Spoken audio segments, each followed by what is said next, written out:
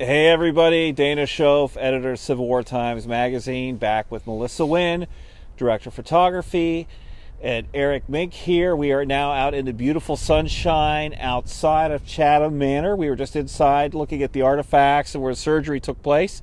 If Melissa, you want to pan around behind me and give people a good look at the outside of this manor. You can see the scraggly is not the right word, the venerable and old catalpa trees there, where very likely Walt Whitman saw amputated limbs piled at their base.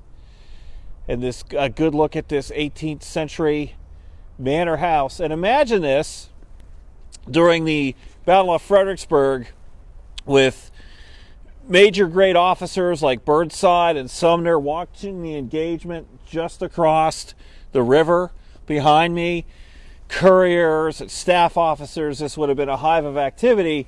Eric pointed out the cannons that you saw when she panned were actually not here. Those are sort of just representative artillery pieces, but there were no actual batteries here that were firing.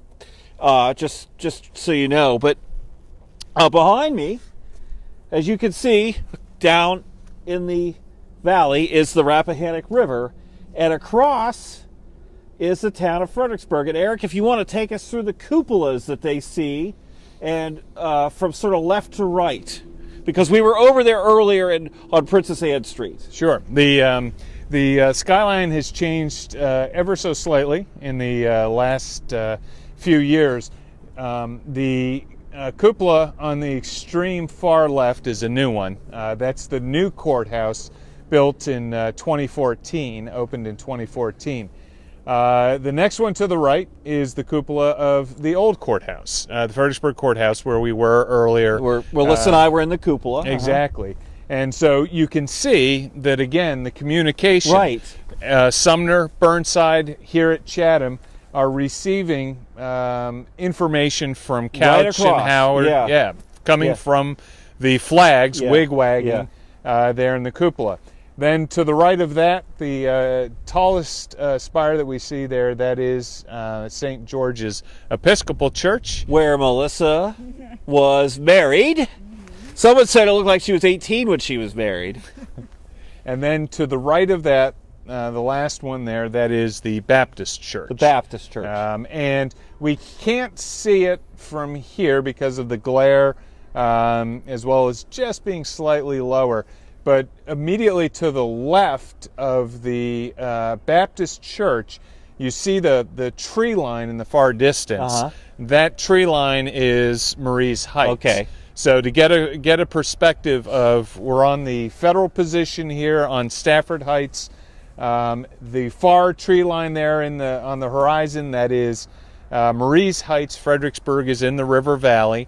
But just to the left of the Baptist Church, in the wood line, is the Marie plantation house known as Brompton, which sits on top of Marie's Heights today.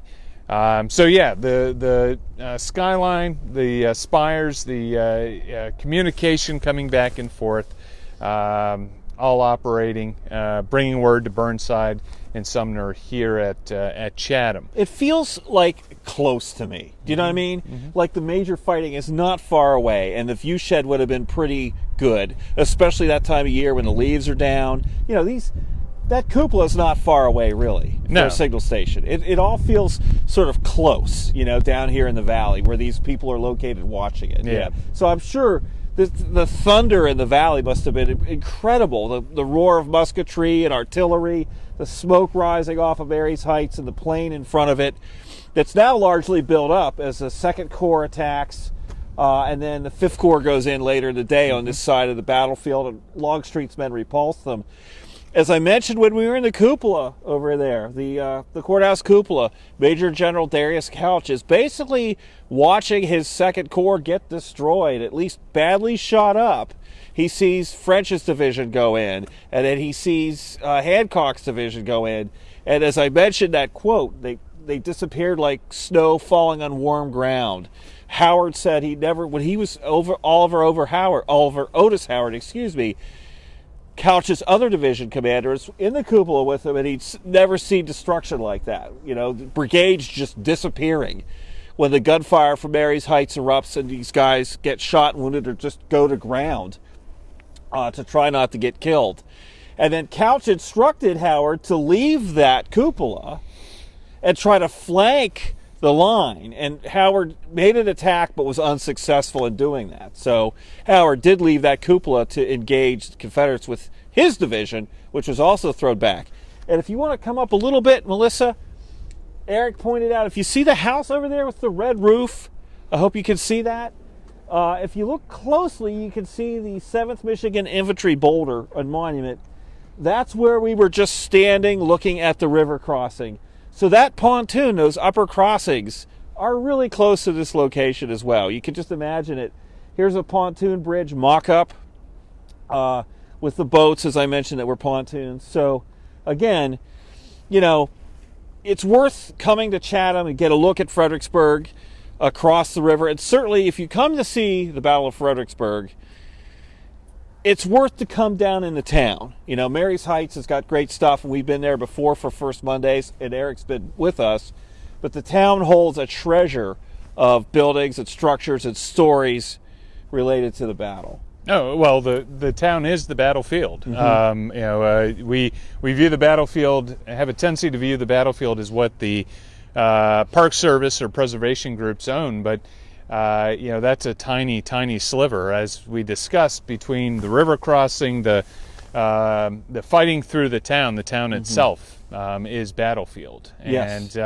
And if you know where to look, here and there you can still find landmarks and landscapes that still reflect, mm-hmm. even though the town itself has grown and grown changed. Out. Yeah. The topography doesn't change. Mary's Heights, Stafford Heights, the river is still where it is. Yeah. If you know where to look, you can still find these vestiges of the battle. And we were talking, and maybe next December we'll come back here, and Eric and I were thinking that maybe taking people on a tour of that street fighting mm-hmm. might not be a bad idea, because you said there's some structures that mm-hmm. Still stand that were occupied by the opposing sides, and some really dramatic stories left by soldiers of both sides of that fighting right down in the town near those bridgeheads. Well, I'd like to thank Eric Mink, historian and cultural resource specialist here at Fredericksburg. It's the what's the hyphen? Fredericksburg and Spotsylvania. Fredericksburg and Spotsylvania National Military Park. They leave Chancellorsville and the Wilderness out, so I just what's after the hyphen? But anyway, I really would like to thank Eric. He joins us a lot, and I want to also say, in a larger sense, I appreciate the National Park Service so much, because the preservation they give to our battlefields, and also because people like Eric and Louisa work for the National Park Service. They're knowledgeable people. They care. They are great stewards of our history, the folks that I know, and I appreciate being able to come down here, and Melissa does as well, to National Park Service sites and take you to some of these locations. We got up in that courthouse cupola because Eric helped hook us up, and that's a really great treat, and I was thrilled to be able to bring that to you, because I hope you got something out of it if you saw our first broadcast. So that's going to wrap it up for today. Melissa and I are going to close up shop and head back home, but I'd like to thank all of you for watching. And is there anyone that would like to say hi? Yeah, Chris Francia says thanks for all the sessions today. Oh, hey, thank you, Chris. John Brady. Hey, John. Tim Dunkel. Oh, hey, Tim, how are you? Robert McIntosh. Oh, Robert's on again. Great. Mm-hmm. Deb Bank. Hey, Deb. And Marty Bank from Williamsburg. Oh, Williamsburg. Oh, I love Williamsburg. Yep. Mm-hmm. And Chris Davis as well. Okay, thank you, Chris. Thank you all for tuning in. I hope you've enjoyed this First Monday's broadcast here in December in Fredericksburg. We're not sure where we're going to go yet in January. We'll figure out someplace. But we'll be back on the first Monday, I think it's the 4th in January, to help ring in the new year. And goodness only knows it can't be any worse than 2020, right? Let's hope some of this COVID mess goes away and we can run around without masks before too long.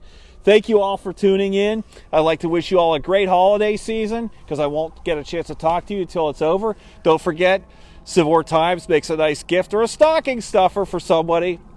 So always keep that in mind. Thank you so much again for tuning in. This is Dana Shoaf and Melissa Wynn for Civil War Times Magazine, with Eric Mink, National Park Service Ranger extraordinaire and great friend of the magazine, signing off from the Chatham Manor in Fredericksburg, Virginia.